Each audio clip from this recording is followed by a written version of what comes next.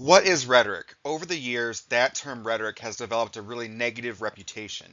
When you hear that term, rhetoric, you might think of a sleazy political leader who's lying to you, or some bombastic, empty statements that really don't mean anything.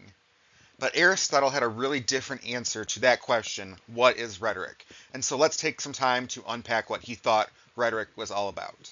Aristotle believed that rhetoric is the faculty of discovering the available means of persuasion in a given case. And I really wanted to emphasize persuasion from the start because Aristotle believed that whenever we are trying to convince somebody of something, we are using rhetoric, that rhetoric is the art of persuasion. But there are a few other components of his definition that we should also explore.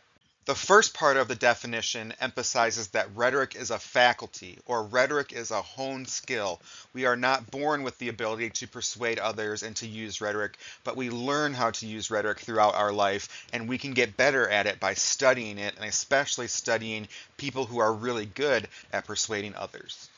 Aristotle also believed that rhetoric was about discovering something, discovering the different ways that we could go about trying to persuade our audience. And so research comes into play here because we could research statistics and come up or invent new ways that we might try to persuade somebody. And so rhetoric is inventive because we can craft and develop new approaches to persuading others, and that allows us to be creative in how we put evidence together, how we use our personal stories, statistics that we have, right, together in a way that is persuasive to our audience.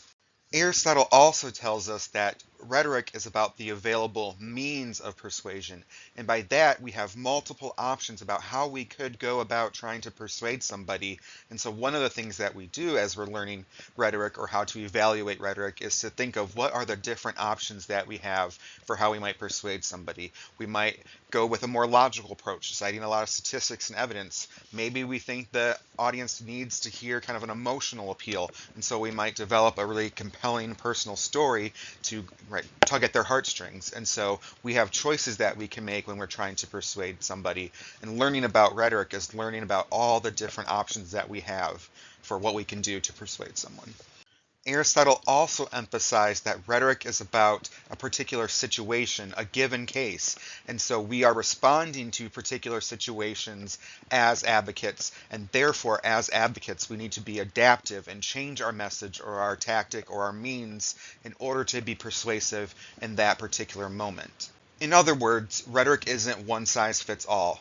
As advocates, we do not have a magic formula that we can use every single time to ensure our message is persuasive, and so we need to be willing to adapt to that current situation that we are in. So there you have it. Aristotle's definition of rhetoric is the faculty of discovering the available means of persuasion in a given case. Thank you for watching. Have a good one.